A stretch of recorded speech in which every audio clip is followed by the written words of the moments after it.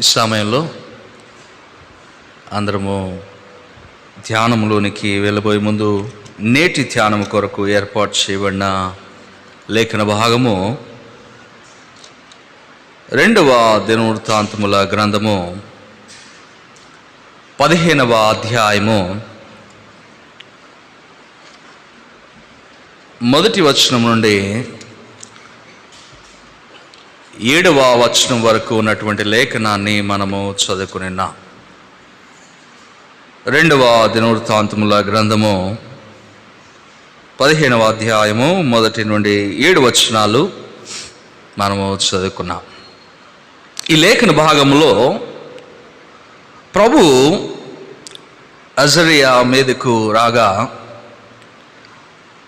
ఆసాను ఎదుర్కొనబోయి బెన్యామీలతోనూ యూదా వారితోనూ ప్రభు సెలవిస్తున్నటువంటి మాట ఈరోజు మనము ధ్యానం చేసుకుందాం. అయితే ఈ మాటలు చెప్పడానికి ముందు అసలు ప్రభు ఇలాగున మాట్లాడటకు కారణం ఏంటి?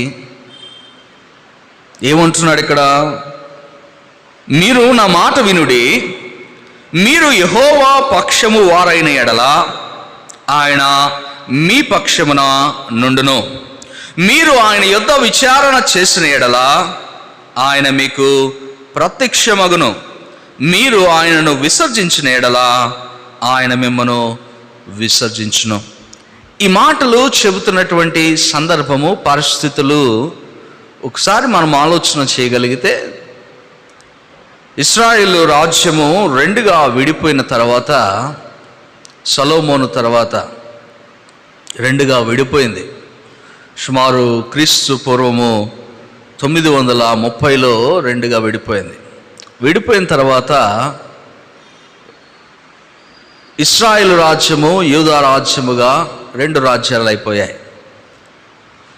అయితే 2 రాజ్యాల్లోనూ పరిస్థితులు ఎలా ఉన్నాయంటే, పూర్తిగా దేవునికి దూరమై ఉన్నటువంటి దినాలు. తిరిగి మరలా యూదా రాజ్యము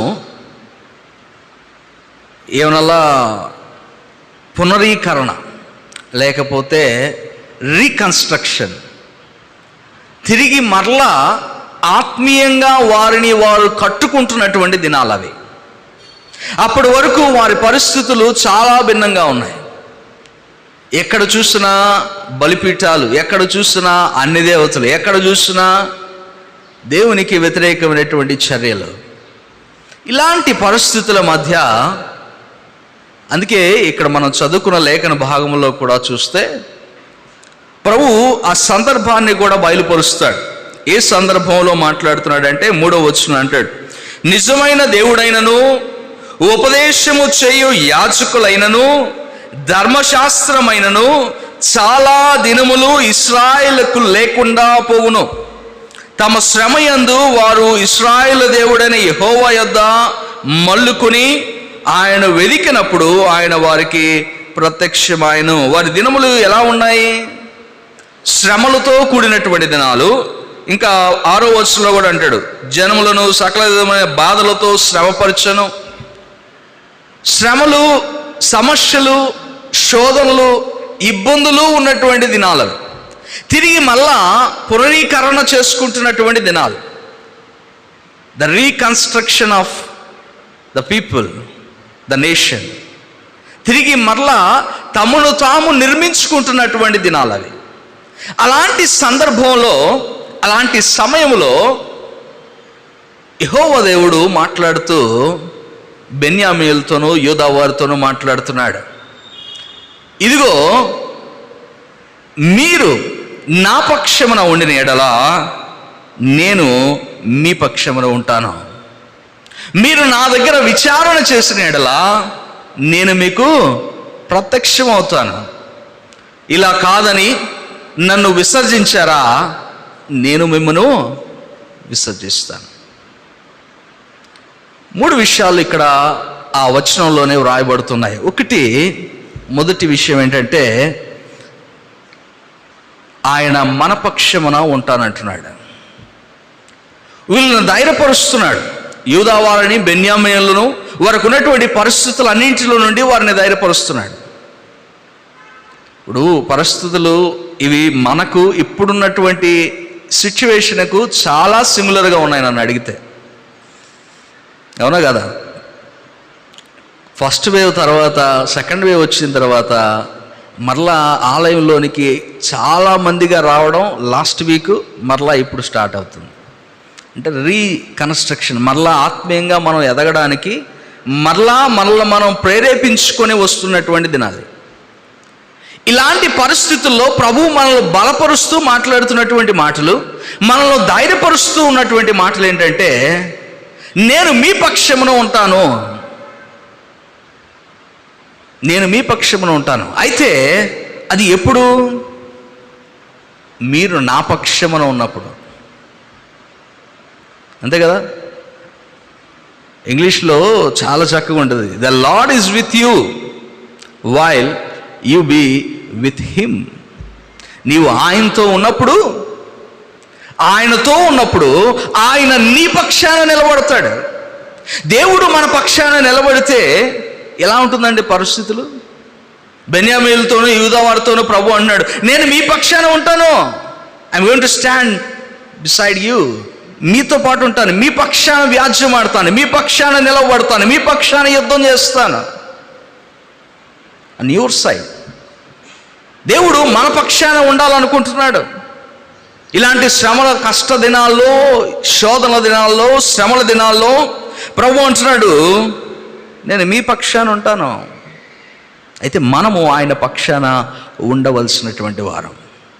ఎలా? దేవునికి చాలా సమీపంగా ఉండాల్సినటువంటి వారం అండి, గుర్తుపెట్టుకోండి. We have to be so near to God. దేవునికి చాలా దగ్గరగా ఉండాల్సినటువంటి వారం. దేవునికి దూరమైనటువంటి పరిస్థితులు కాదు, దేవునికి దగ్గరగా రావాలి.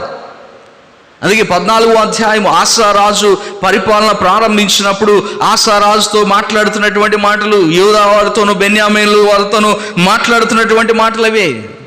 ఆసా మునుపున్నటువంటి రాజుల వలె కాక తిరిగి మరలా పునరీకరణ చేయడానికి, మరలా పునర్నిర్మించుకోవడానికి ఆలోచన చేస్తున్నటువంటి దినాలు. అందుకే 41 సంవత్సరాల పరిపాలనలో, ఆసా పరిపాలనలో నెమ్మదిగా ఉండను, వారికి యుద్ధములు లేకుండెను అనేటువంటి మాటలు రాయబడతాయి. కారణం ఏంటి అంటే, వారు దేవుని పక్షమున నిలవబడడానికి ఇష్టపడ్డారు కాబట్టి. అందుకే 14వ అధ్యాయంలో చూస్తే ఆసా ప్రార్థన చేస్తాడు, ప్రభు దగ్గర విచారణ చేస్తుంటే మొరపెడతాడు. 14వ అధ్యాయం 11వ వచనంలో చూస్తే, ఆసా తన దేవుడైన యెహోవాకు మొరపెట్టి, యెహోవా, విస్తారమైన సైన్యము చేతికి ఓడిపోకుండా బలము లేని వారికి సహాయము చేయుటకు నీకన్నా ఎవరును లేరు.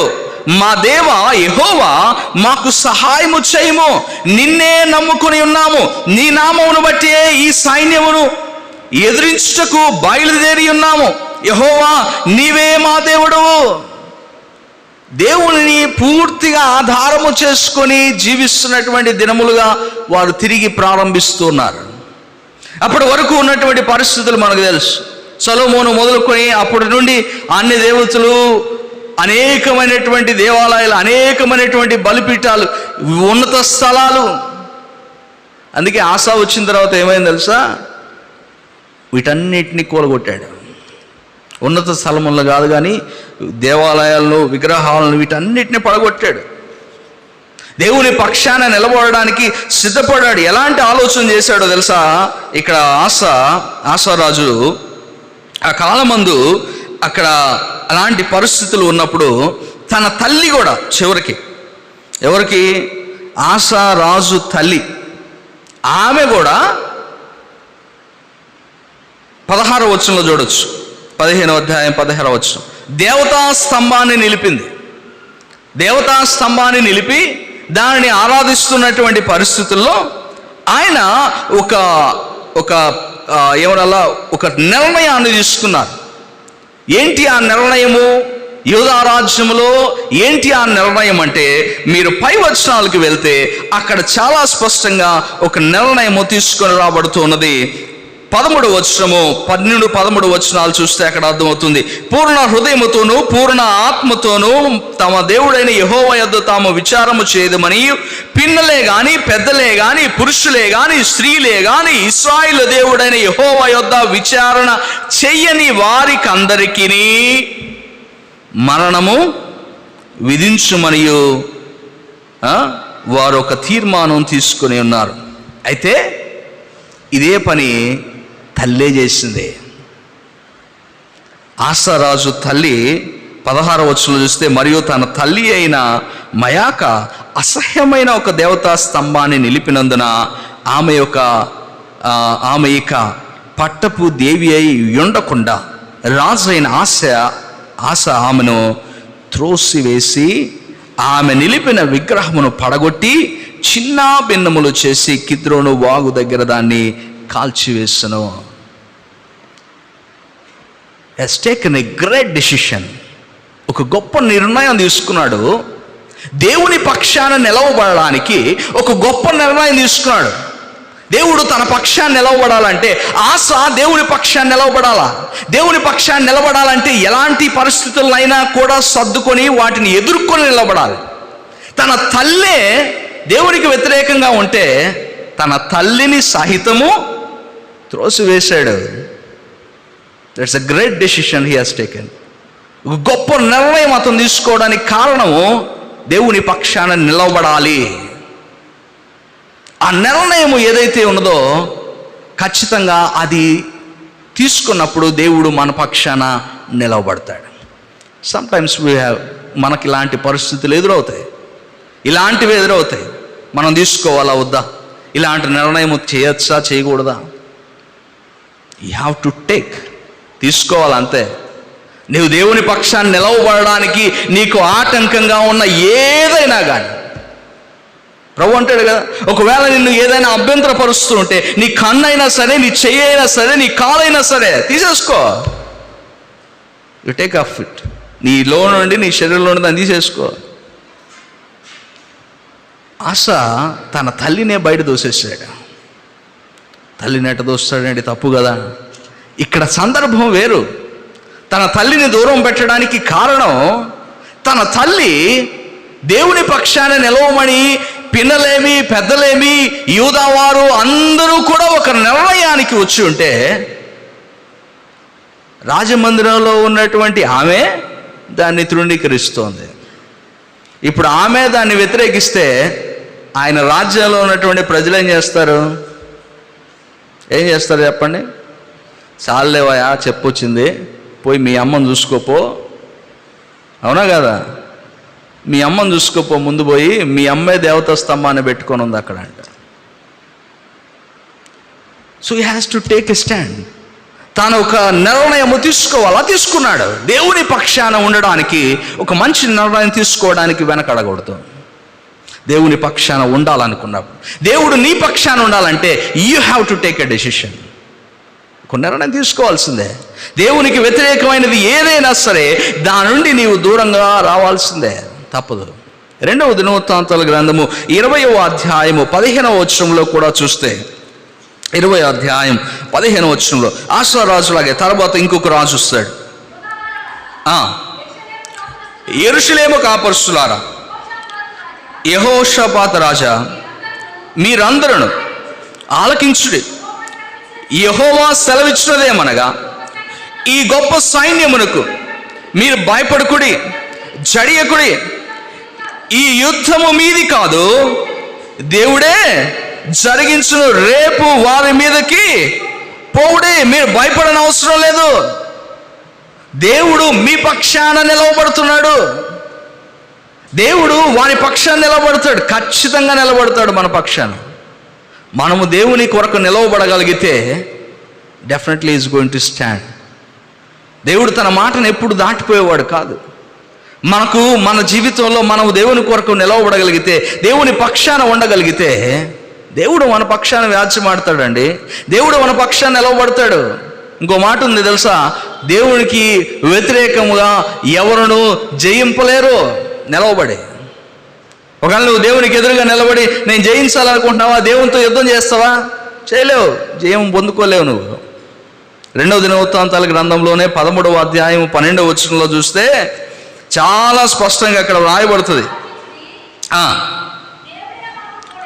దేవుడే మాకు తోడై మాకు అధిపతిగానున్నాడు, మీ మీద ఆర్భాటము చేయుటకై బూరలు పట్టుకొని ఊదినట్టి ఆయన యాజకులు మా పక్షమున ఉన్నారు. ఇశ్రాయేలు వారలారా, మీ పితరుల దేవుడైన యెహోవాతో యుద్ధము చేయకుడి, చేసినను మీరు జయమొందరు. దేవునికి వ్యతిరేకంగా ఒకవేళ ఎవరు వచ్చినా యుద్ధం చేయడానికి వారు నిలబడరు. ఎవరు వీళ్ళు వచ్చిన వాళ్ళు? ఇశ్రాయేలు వారు. వీళ్ళు ఏమన్నా బయట వాళ్ళా? కాదు, దేవుడు ఏర్పాటు చేసుకున్నటువంటి జనాంగమే. ఇశ్రాయేలు దేశంలో నుండి విడిపోయిన తర్వాత ఇశ్రాయేలు యూదా వారు, వీరి మధ్య యుద్ధములు జరిగినాయి. వీరి మధ్య ఒకరి మీదకు ఒకరు వెళుతున్నటువంటి పరిస్థితులు. ఆ సందర్భంలో వారు అంటున్నారు, ఇదిగో మీ పితరులైన మన పితరులైనటువంటి దేవుడు, ఆయనతో యుద్ధం చేయడానికి మీరు వెళ్తే మీకు జయం కలగదు. ఎందుకంటే దేవుడు యూదా వారి పక్షాన్ని నిలబడ్డాడు అక్కడ. కారణం, వారు దేవుని పక్షాన్ని నిలబడగలిగారు. అంటే దేవునితో ఉండడానికి ఇష్టపడ్డారు, దేవుని కలిగి ఉండడానికి ఇష్టపడ్డారు. అందుకే ప్రభు అంటాడు వారితో, వారి శ్రమ దినాల్లో, వారి కష్ట దినాల్లో వారితో మాట్లాడుతున్నాడు, మీరు నా పక్షాన్ని నిలబడితే నేను మీ పక్షాన నిలబడతాను.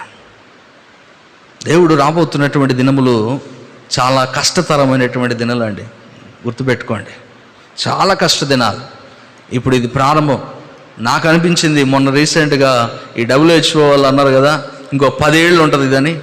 నాకు అనిపించింది 7 ఏళ్ల శ్రమల కాలం అంటే ఇదేనేమో, ఇదే అనిపిస్తుందని నేను అనుకున్నా 7 ఏళ్ల శ్రమ కాలం రాబోతుందంటే ఇదేనేమో, 7 ఏళ్ళు ఎట్టా ఉంటుందేమో చెప్పలేము. మనం చెప్పేదానికి లేదా దాన్ని అర్థం చేసుకోవడానికి మన జ్ఞానం సరిపోదు. కానీ ప్రతిదానికి సిద్ధంగా ఉండడానికి ఎప్పుడూ సిద్ధపడి ఉండాలి.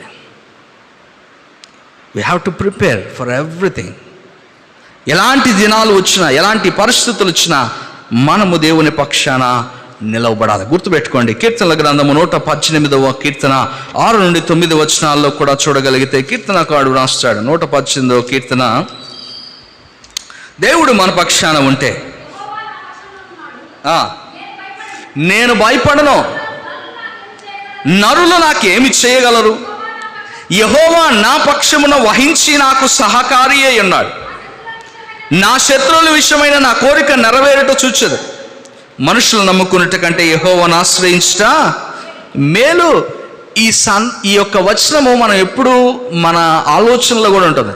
మనుషులను నమ్ముకోవద్దు కదా, యెహోవాను ఆశ్రయించుడే. నన్ను నమ్ముకుంటే కంటే యెహోవాను ఆశ్రయించుట మేలు. రైట్? ఏ సందర్భంలో? ఎప్పుడు? దేవుని పక్షాన నువ్వు నిలబడినప్పుడు, దేవుడు నీ పక్షాన నిలవబడినప్పుడు, అప్పుడు ఈ మాట మనం చెప్పగలగాలి. అందుకే అంటాడు, దేవుడు నా పక్షాన ఉన్నాడు, మా పక్షాన ఉన్నాడు, మాకు సహకారి అయి ఉన్నాడు. నరులు మాకేం చేయగలుగుతారు? ఏమి చేయలేరు. రోమిలకు రాసిన పత్రిక 8వ అధ్యాయంలో కూడా చూస్తే పౌలు రాస్తాడు రోమా సంఘానికి రాస్తూ, దేవుడు మన పక్షమున ఉండగా మనకు విరోధి ఎవరు? ఎవడు విరోధి?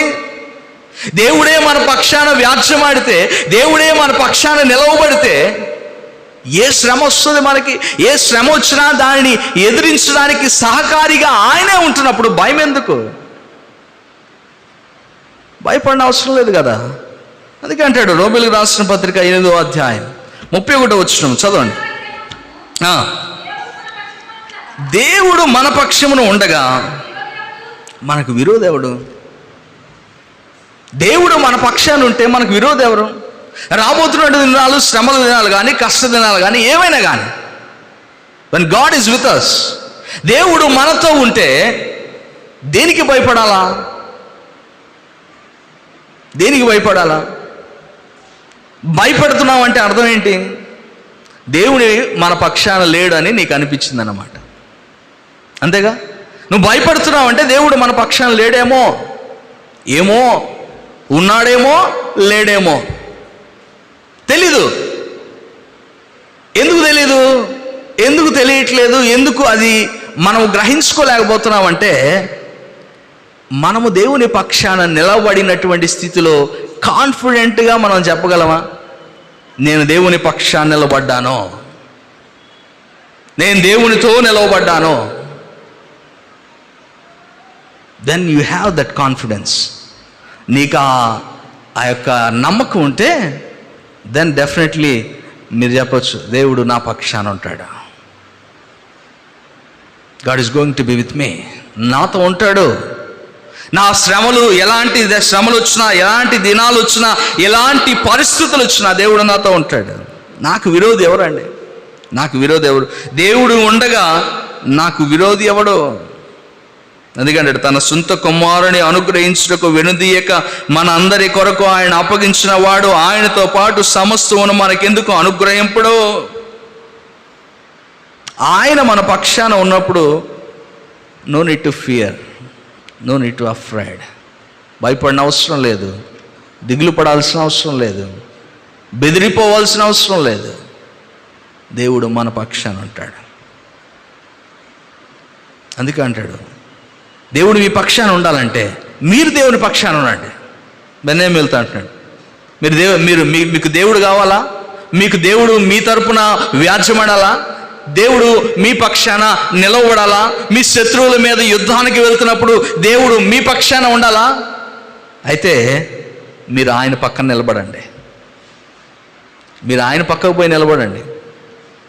ఆయన్ని మీ దగ్గరికి రమ్మనద్దు, మీరే పోయి ఆయన పక్కన నిలబడండి. ఫస్ట్ చేయాల్సింది, దేవుడు మన పక్షం ఉండాలంటే మనం పోవాలి దేవుని దగ్గరికి. We need to go to near to God. దేవునికి దగ్గరగా మనం వెళ్ళాలి, దేవునికి దగ్గరగా జీవించాలి.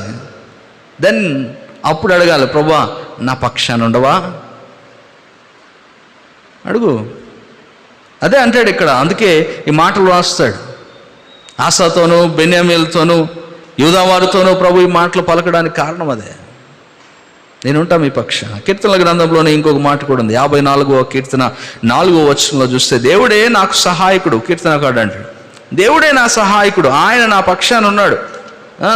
ఆయన నా పక్షాన ఉండగా నేను బెదిరిపోవాల్సిన అవసరం ఏంటి?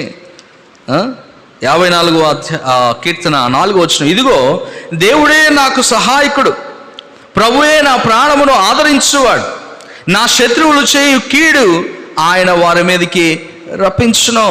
దేవుడు మన పక్షాన ఉంటే పరిస్థితులు ఎలా ఉంటాయి తెలుసా అండి? ఒకడు మనకు శ్రమ పెట్టాలనుకుంటే ఆ శ్రమలో వాడే పడతాడు. దేవుడు మన పక్షాన ఉంటే వాడు తవ్వుకున్న గుంతలో వాడే పడ్డాడు అంటారు కదా సామెత. సేమ్ మ్యాజిటీస్ అవుద్ది. ఒకడు నేను కష్టపెట్టాలనుకుంటే, నష్టపరచాలనుకుంటే ఆ నష్టము వానికి కలుగుద్ది.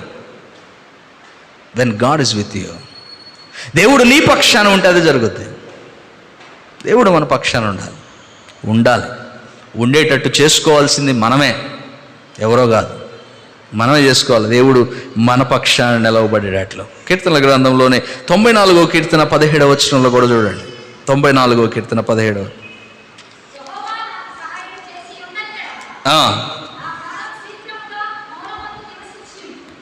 ఏమంటున్నాడండి? ఒకవేళ యెహోవా నాకు సహాయము చేసి ఉండని ఎడల నా ప్రాణము శీఘ్రముగా మౌనమందు నివసించి ఉండును. దేవుని సహాయము లేకపోతే, దేవుని మన పక్షాన ఉండకపోతే we are nothing. First we have to recognise that. గ్రహించుకోవాలి మొదట అది. దేవుడు మన పక్షాన ఉండకపోతే వీఆర్ నథింగ్, వీఆర్ జీరో. దేవుడు లేకపోతే we are zero. If God is not with you, we are zero. దేవుడు లేకపోతే మనం ఏం లేవండి. దేవుడు ఉండబట్టే, దేవుడు నీ పక్షాన ఉండబట్టే ఇప్పుడు ఇక్కడ ఇలా నువ్వు నేను ఉన్నాం, అంతే. దేవుడు మన పక్షాన ఉండబట్టే. అందుకే ప్రభు అంటున్నాడు, ఆయన మన పక్షమున ఉంటానంటున్నాడు. అయితే నీవు చేయాల్సింది, మనం చేయాల్సింది ఏంటంటే, మనము దేవుని పక్షాన్ని నిలబడాలి. So today we need to take a decision that, ప్రభువా నీ పక్షాన నేను ఉంటా, నీతో నేనుంటా. ఎలాంటి పరిస్థితులు వచ్చినా, నిన్ను వ్యతిరేకించేవి కానీ, నిన్ను తృణీకరించేవే కానీ, నిన్ను కాదని పక్కన త్రోసివేసేవే కానీ, ఈ లోక సంబంధమైన ఏవి వచ్చినా ఐ విల్ ఓవర్కమ్ ఎవ్రీథింగ్. నేను వాటన్నిటినీ అధిగమించి నీ కొరకు నేను నిలబడతా, నీ కొరకు నేను నిలబడతా. If you take that decision, నువ్వు ఆ నిర్ణయం తీసుకోగలిగితే దేవుడు నీ పక్షాన మన పక్షాన ఉంటాడు. రెండవ మాటను మనం చూద్దాం. దేవుడు మన పక్షమున, మనము ఆయన పక్షమున ఉంటే దేవుడు మన పక్షాన ఉంటాడు. రైట్, మంచిదే. దేవుడు మన పక్షాన ఉండాలి అంటే, మనం ఆయన పక్షాన ఉండాలంటే ఏం చేయాలా? ఏం చేయమంటున్నాడు ఇక్కడ? ఏం చేయమంటున్నాడు? చదవండి. 2వ దినవృత్తాంతముల గ్రంథము 15వ అధ్యాయము 2వ వచనాన్ని మళ్ళీ చదవండి.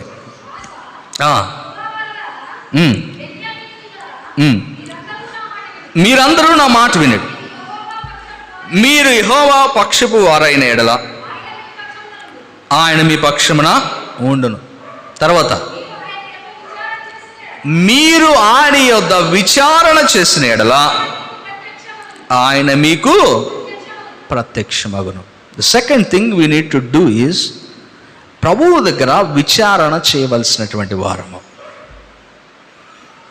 కానీ తెలుగులో మనకు విచారణ చేసిన వారికి ప్రత్యక్షమవుతాడని వ్రాసాడు. కానీ when you go through in the English Bible, అక్కడ if you seek him definitely you going to found అంటాడు. if you seek him if you seek him he will be found of you. నువ్వు వెతికితే ఆయన నీకు దొరుకుతాడు. తెలుగులో it was totally different, but this is the right thing I think.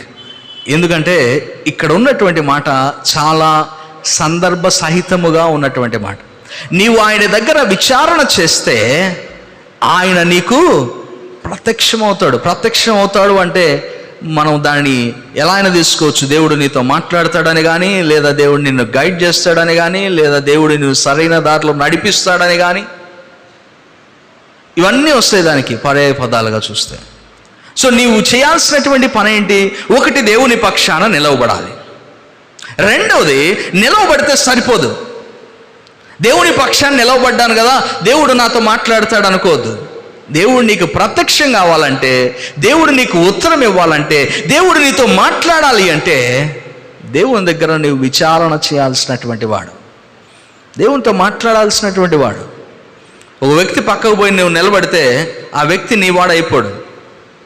ఇప్పుడు 2 మనుషులు నిలబడున్నారు గమ్ముగా, వాళ్ళిద్దరూ ఒకరికి సంబంధించిన వాళ్ళు అని అనుకోవడానికి లేదు కదా. అనుకుంటావా?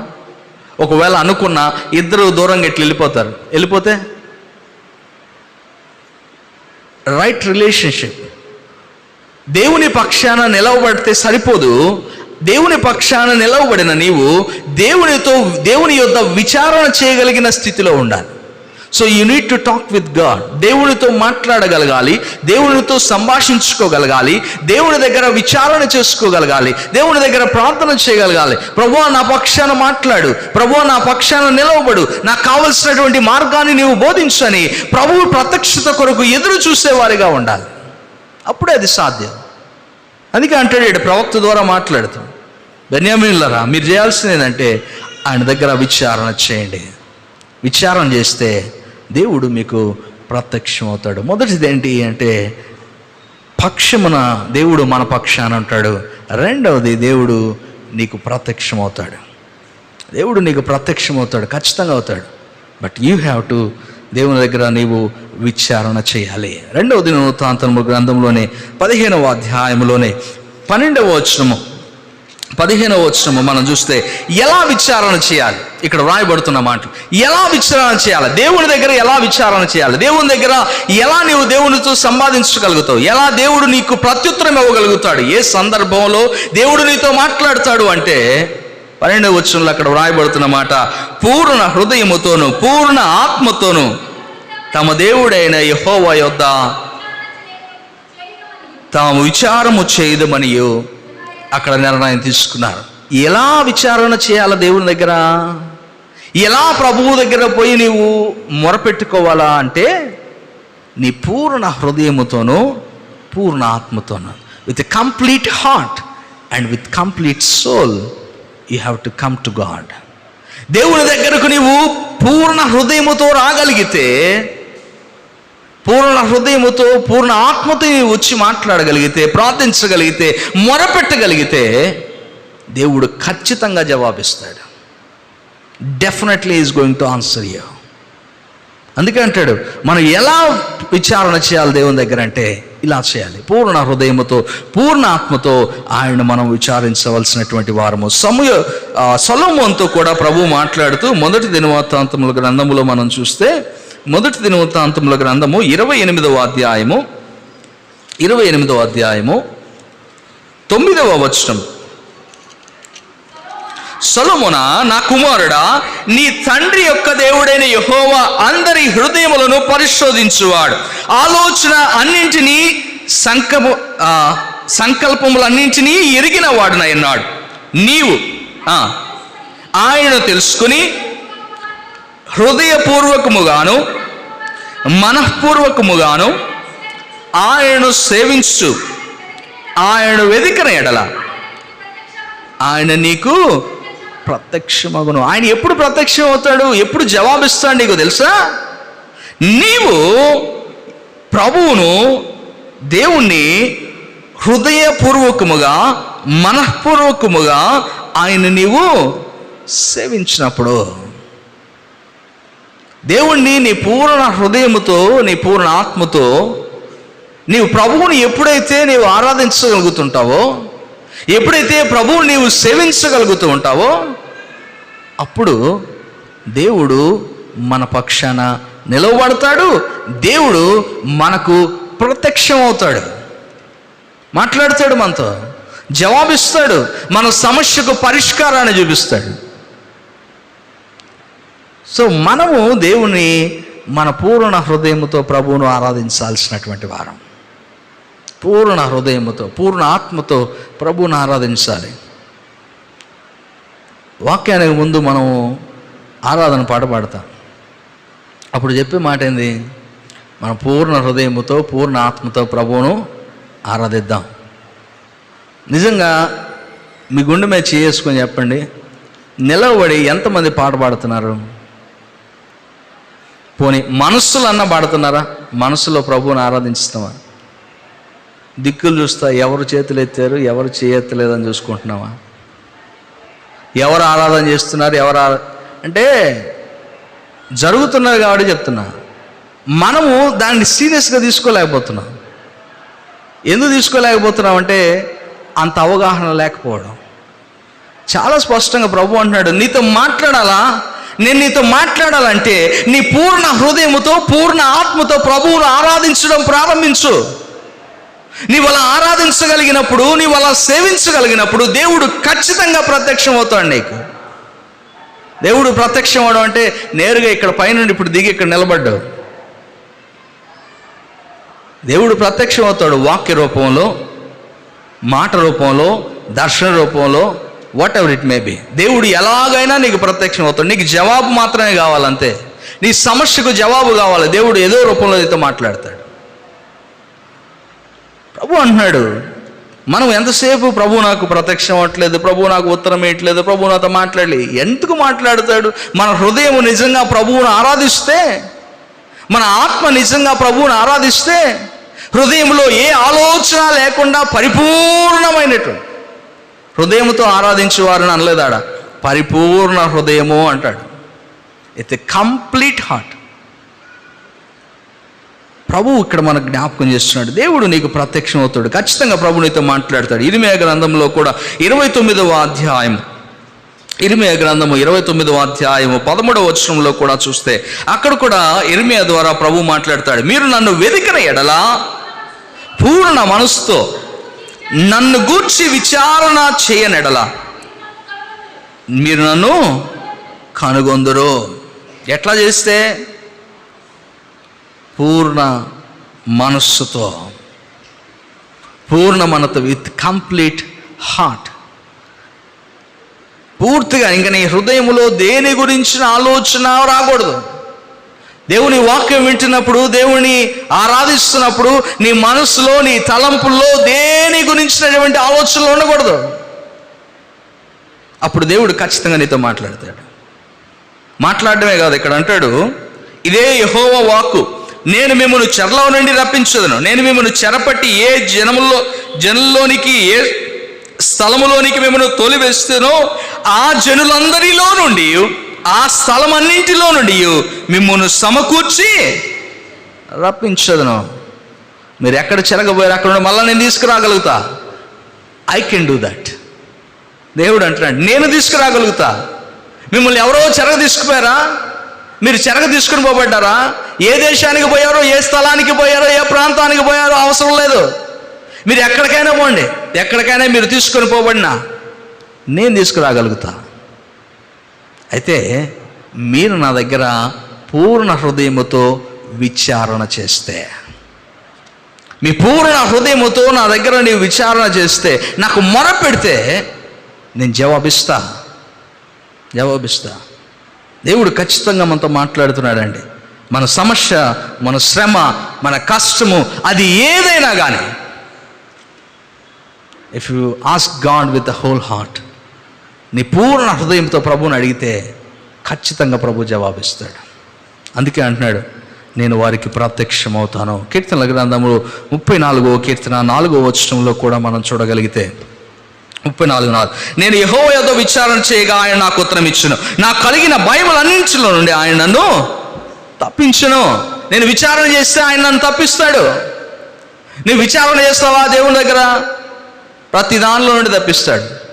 ఫస్ట్ వేవ్ నుండి తప్పించాడు, సెకండ్ వేవ్ నుండి తప్పిస్తాడు, థర్డ్ వేవ్ నుండి తప్పిస్తాడు. ఎన్నైనా రానిటండి, ఎన్ని వచ్చినా పర్లేదు, దేవుడు ఖచ్చితంగా నిన్ను తప్పిస్తాడు. కానీ నీవు దేవుని దగ్గర విచారణ చేయాలి. దేవుని దగ్గర నువ్వు సమర్పించుకోవాలి. అప్పుడు అది సాధ్యమో. దేవుణ్ణి జాగ్రత్తగా వెతకమంటాడు. సామెతల గ్రంథంలో 8వ అధ్యాయం 17వ వచనంలో కూడా చూస్తే అక్కడ అంటాడు, జాగ్రత్తగా వెతుకుడే, నన్ను ప్రేమించువారని నేను ప్రేమించున్నాను, నన్ను జాగ్రత్తగా వెతుకువారు నన్ను కనుగొంటారు. దేవుడిని నువ్వు వెతకాలి. దేవుడు నీకు ప్రత్యక్షం అవ్వాలంటే you need to wait and you need to search in a particular way. ఒక శ్రద్ధ కలిగి, జాగ్రత్త కలిగి దేవుడిని నువ్వు వెతకవలసినటువంటి వాడు. ఏదో వస్తున్నావు, చేస్తున్నావు, వెళ్ళిపోతున్నావు అంటే దేవుడు నీతో ఎందుకు మాట్లాడతాడు? వస్తున్నావు, ఆరాధనకు వస్తున్నావు, వింటున్నావు, ఇంటికి వెళ్ళిపోతున్నావు అంటే దేవుడు మనతో మాట్లాడు. దేవుడు మనతో మాట్లాడాలంటే మనం ముందు సిద్ధపడాలా.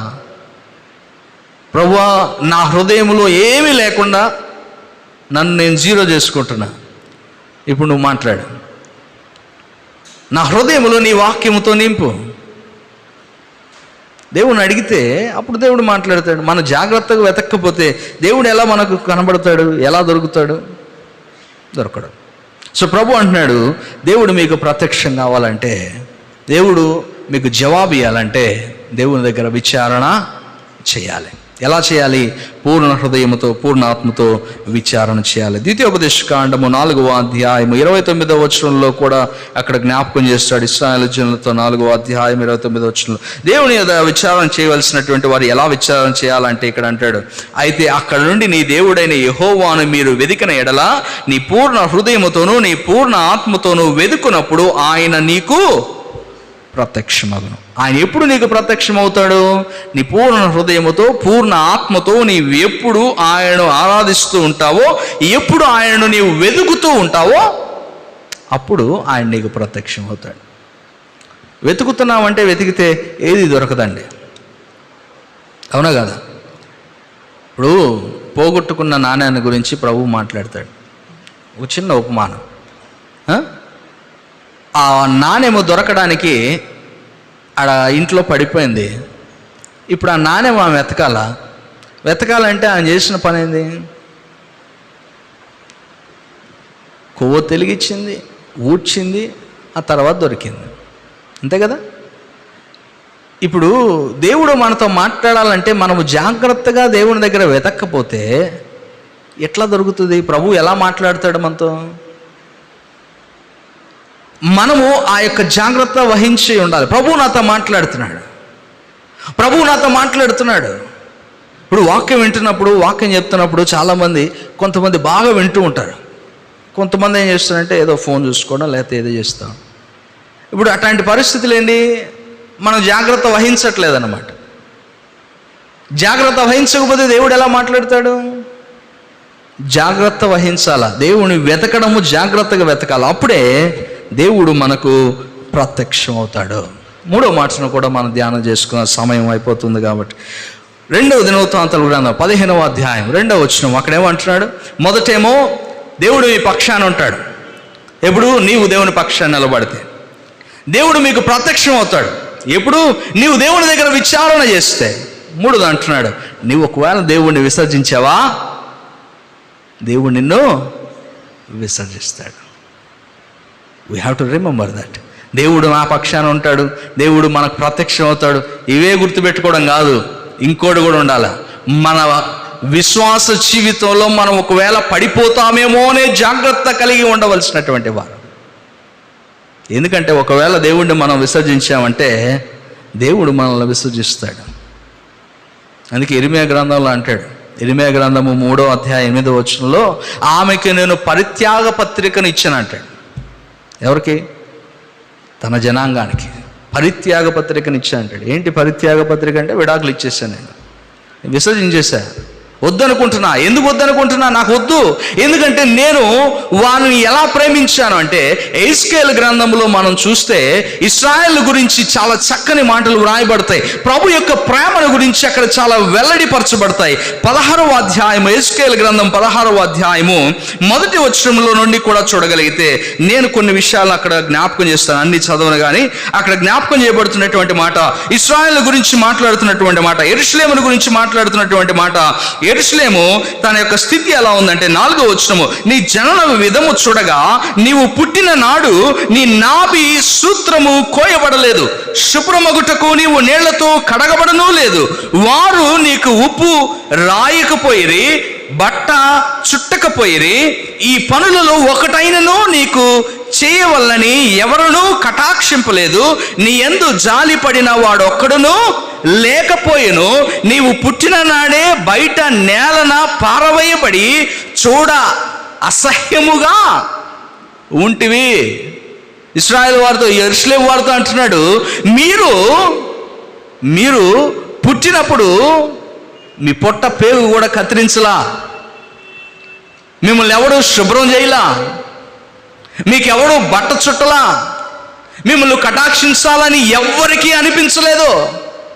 కానీ నేను అంటాడు తెలుసా, కానీ నేను నీ యొద్దకు వచ్చి రక్తములో పొర్లుచున్న నిన్ను చూసి, ఎక్కడండి? రక్తములో పొర్లుచున్న నేను చూసి, పుట్టిన బిడ్డ రక్తంతో ఉన్న బిడ్డ అట్ట కింద దొల్లుతూ ఉంటే కనీసం మనం చూడడానికి, దగ్గర పోవడానికి సాహసిస్తావా? సాహసించలేదు. ఎందుకంటే అది ఒక రకమైన ఫీలింగ్ ఉంటుంది. ఇదేముంటాడు తెలుసా, నీవు అలా ఉంటే, రక్తములో పొర్లుచుంటే, నిన్ను చూసి నీ రక్తములో పొర్లి ఉన్న నీవు బ్రతుకుమని నీతో చెప్పితినే. నువ్వు బ్రతుకు అని నేను చెప్పా, నేను చెప్తే నువ్వు బ్రతికావు. ఫస్ట్ విషయం ఏంటంటే, యెరూషలేము వారు ఇశ్రాయేలు విషయంతో చెప్తున్నాడు, నేను బ్రతుకు అంటే నువ్వు బ్రతికావు. ఎక్కడ? ఏ స్థితిలో? రక్తపు మడుగులో ఉన్నటువంటి నిన్ను దేవుడు నీళ్లు పోసి కడగలేదండి. అక్కడ చూడండి మీరు, నీళ్లు పోసి ఆయన కడగలేదు, రక్తపు మడుగులో ఉన్నటువంటి వాడిని బ్రతుకు అన్నాడు, అంతే. ఇల్లు బ్రతుకు అన్నాడు, బ్రతికాడు. బ్రతికి ఎదిగాడు. ఒక చెట్టు ఎలా నాటబడి చిగురు పెట్టి వృద్ధి కలుగుతుందో అలాంటి వృద్ధి ఆయన వానికి అనుగ్రహించాడు. ఆమెకు స్త్రీగా వర్ణిస్తాడు. ఇక్కడ యెరూషలేమును స్త్రీగా వర్ణిస్తాడు, సియోనును స్త్రీగా వర్ణిస్తాడు. సంఘాన్ని కూడా మనం ఇప్పుడు జ్ఞాపకం చేసుకుంటే, సంఘము స్త్రీగా వర్ణించబడుతుంది. పెళ్లి కుమారుడు, పెళ్లి కుమార్తె. ఏ స్థితిలో నుండి పిలువబడ్డాం? రక్తం మడుగులో ఉన్నటువంటి మనల్ని బ్రతుకు అని చెప్పాడు, వచ్చాం, నిలవబడ్డాం, బ్రతుకుతున్నాం. అయితే ఎదిగిన తర్వాత వృద్ధిలోకి వచ్చిన తర్వాత, ఎదిగి పెద్దదైన తర్వాత, ఆభరణ భూషరాదుల అయి వస్త్రము లేకుండా ఉన్నప్పుడు వస్త్రాలను ఇచ్చాడు. మళ్ళా మొదటేమో బ్రతుకు అన్నాడు, వృద్ధినిచ్చాడు. వృద్ధినిచ్చిన తర్వాత బట్టలు లేకుండా ఉంటే బట్టలు ఇచ్చాడు. ఇంకా ఏం చేస్తాడు? ఆమెను కడిగి, ఇక్కడ అంటాడు చాలా 9వ వచనంలో, అప్పుడు నేను నీళ్లతో నిన్ను కడిగి నీ మీదనున్న రక్తమంతయు తుడిచి నిన్ను నూనెతో అంటే, ఎప్పుడు కడిగాడు నూనెతో? నీళ్లతో. పుట్టినప్పుడు కాదు, when a certain age came, నీవు యవన దశకు వచ్చినప్పుడు, నీవు వృద్ధి పొందిన తర్వాత, దెన్ నేను నీళ్ళతో కడిగా. నిన్ను నీళ్ళతో కడిగి నీకు ఆభరణాలు ఇచ్చా.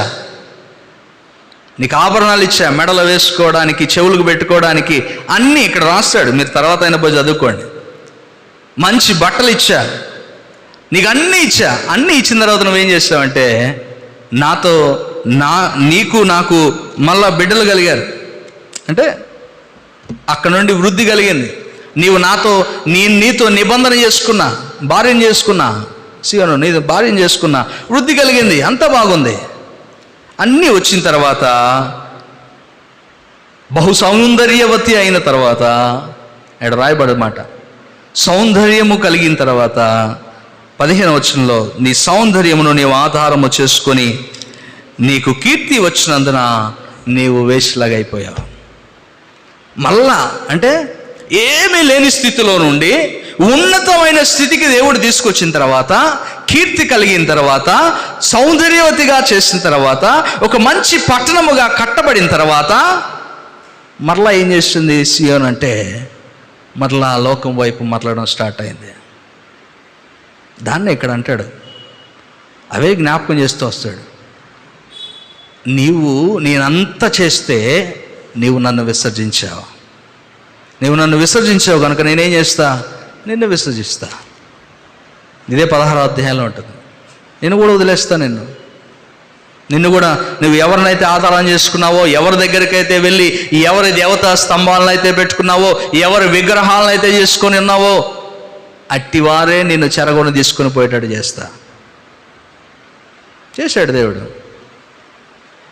దేవుడు మనకు జ్ఞాపకం చేస్తున్నాడు. ఇప్పుడు మనం కూడా వధువు సంఘంగా ఉన్నటువంటి మనము, మంచిగా అలంకరించబడినటువంటి మనము, సిద్ధపడి ఉన్నటువంటి మనము, అన్నింటికీ ప్రిపేర్ అయినటువంటి మనము పడిపోకుండా జాగ్రత్త పడాలి. దేవుడిని ఏదన్నా సందర్భంలో వదిలేస్తున్నామేమో అనే జాగ్రత్త వహించాలి. వదిలేయకూడదు. ఎక్కడ దేవుణ్ణి ఏ సందర్భంలోనూ ఎప్పుడు దేవుణ్ణి విసర్జించవాకండి. ఒకవేళ విసర్జించారా, దేవుణ్ణి వదిలిపెట్టారా, పరిత్యాగ పత్రిక ఇచ్చావా, నీకు దేవుడు ఇచ్చేస్తాడు. దేవుణ్ణి వదిలేవంటే దేవుడు నీకు కూడా పరిత్యాగం ఇస్తాడు, వదిలేస్తాడు నిన్ను కూడా. వదలద్దు, ఎప్పుడు వదలద్దు. ఎలాంటి పరిస్థితులు వచ్చినా వదలద్దు. 2వ దినవృత్తాంతముల గ్రంథము 24వ అధ్యాయము 20వ వచనంలో మనం చూడగలిగితే, దేవుణ్ణి మీరు విసర్జించిన యెడల ఆయన మనలో విసర్జిస్తాడు. 2వ దినవృత్తాంతముల గ్రంథము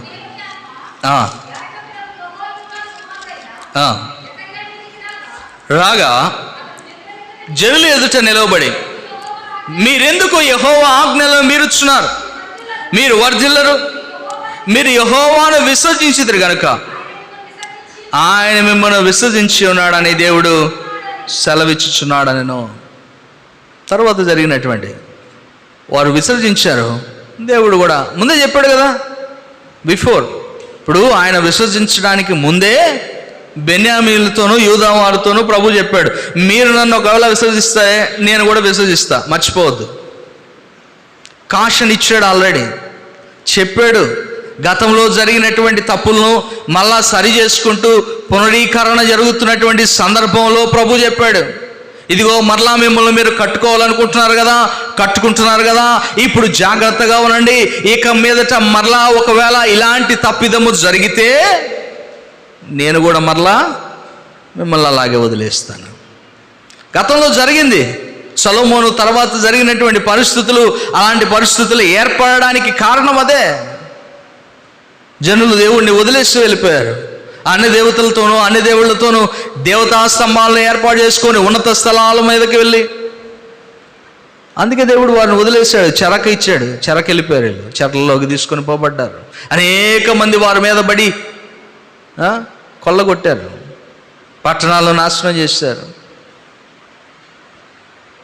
తిరిగి ప్రభు అంటున్నాడు, నువ్వు మళ్ళా కట్టబడుతున్నావా, కట్టబడాలనుకుంటున్నావా, అయితే జాగ్రత్త, విసర్జిస్తావేమో. గతంలో విసర్జించారు, చెప్పిన సేమ్ మళ్ళా రిపీటెడ్, మళ్ళా విసర్జించారు. దేవుడు కూడా వారిని విసర్జించాడు. సో ప్రభు అంటున్నాడు, జాగ్రత్తగా ఉండాలి. దేవుడిని విసర్జించే స్థితిలో ఎప్పుడు ఉండవాకండి. ఒకవేళ అలా ఉన్నామంటే దేవుడు నిత్యము త్రోసివేస్తాడు. సొలొమోనుతో అంటాడు, సొలొమోనుతో ఇందాక మనం చదువుకున్న దాంట్లో మొదటి దినవృత్తాంతపు గ్రంథంలో 28వ అధ్యాయము 9వ వచనం మనం చదివాం. అక్కడ ఆ చివరి మాట ఏమంటాడంటే, ఒకవేళ నీవు ఆయనను విసర్జించిన ఎడల ఆయన నిన్ను నిత్యముగా త్రోసివేయను. ఒకవేళ నువ్వు విసర్జించావా, నిత్యముగా నిన్ను త్రోసివేస్తాడు. సో ప్రభు ఈరోజు మనకు జ్ఞాపకం చేస్తున్నాడు, దేవుడు నీ పక్షాన ఉండాలనుకుంటున్నాడు, అయితే నీవు ఆయన పక్షాన నిలబడు. ఇశ్రాయేలు యూదాగా విడిపోయిన తర్వాత యూదా వారితో అంటున్నాడు బెన్యామీను వార్ల, మీరు మీ పక్షాన్ని నేను ఉండాలా, అయితే మీరు నా పక్షాన్ని నిలబడండి. నేను మీకు ప్రత్యక్షం అవ్వాలా, నా దగ్గర విచారణ చేయండి. నేను మిమ్మల్ని విసర్జించకుండా ఉండాలా, అయితే మీరు కూడా విసర్జించకుండా ఉండండి. ప్రతిదానికి ఒక క్లాజ్ ఉంది కదా. దేవుని వాక్యము ఎప్పుడు కూడా క్లాజ్ లేకుండా మనతో ఎప్పుడు మాట్లాడదు. నీవు ఆశీర్వదించబడాలంటే నీ తల్లిదండ్రులను సన్మానించుము, నీవు దీర్ఘాయుష్మంతుడు ఆగునట్లు. అవునా? ప్రతి స్టేట్మెంట్కి there will be a class. ప్రతి దానికి ఉంటుంది, ఒక కండిషన్ ఉంటుంది, ఆ కండిషన్ నీవు అది ఎప్పుడైతే నెరవేరుస్తావో అప్పుడు ఇది నీ జీవితంలో జరుగుతుంది. నీవు ఎప్పుడు దేవుని పక్షాన్ని నిలబడతావో దేవుడు నీ పక్షాన్ని నిలబడతాడు. ఎప్పుడు నువ్వు దేవుని దగ్గర విచారణ చేస్తావో దేవుడు నీకు ప్రత్యక్షం అవుతాడు. నువ్వు దేవుని విసర్జించకుండా ఉంటే దేవుడు కూడా నేను విసర్జించాడు. ద ఫస్ట్ యాక్ట్, మనము ఆ మెట్టు తీసుకుంటే, దేవుని కొరకు నిలబడితే దేవుడు మన కొరకు చివరి మెట్టు వరకు ఉంటాడు. Is going to stand till the end, చివరి వరకు ఉంటాడు. సో ప్రభు ఈరోజు మనకు జ్ఞాపకం చేస్తున్నాడు, నా మాట వినండి. శ్రమలో ఉన్నటువంటి మీరు, కష్టంలో ఉన్నటువంటి మీరు, బెన్యామీనులారా, యూదా వారులారా, నా మాట వినండి. రాబోతున్నటువంటి దినములు ఎలా ఉండబోతున్నాయో మీకు తెలియదు. ఎలాంటి శ్రమలు వచ్చినా, ఎలాంటి కష్టం వచ్చినా నేను మీ పక్షాన్ని నిలబడతా, అయితే మీరు నా పక్షాన్ని నిలబడండి. నేను మీకు ప్రత్యక్షం అవుతా, నా దగ్గర విచారణ చేయండి. నేను మిమ్మల్ని విసర్జించను, మీరు నన్ను విసర్జించొద్దు. సో మనకు ప్రభు ఈరోజు జ్ఞాపకం చేస్తున్నాడు, మన పరిస్థితులు ఎలా ఉన్నా రాబోతున్నాయి, ఎలాంటివైనా కానీ భయపడిన అవసరం లేదండి. దేవుడు మన పక్షాన ఉంటే బెదిరిపోవాల్సిన అవసరం లేదు. దేవుడు మన పక్షాన ఉంటే, అందుకే ఆ 7వ వచనంలో ఏమంటాడు, అక్కడ మనం చదువుకున్న లేఖన భాగంలో 2వ దినవృత్తాంతంలో 15:7లో, మీరు బలహీనులు కాక ధైర్యము వహించుడి, మీ కార్యము సఫలమగును. భయపడాల్సిన అవసరం లేదు, దిగులు పడాల్సిన అవసరం లేదు. దేవుని పక్షాన ఉంటాడు.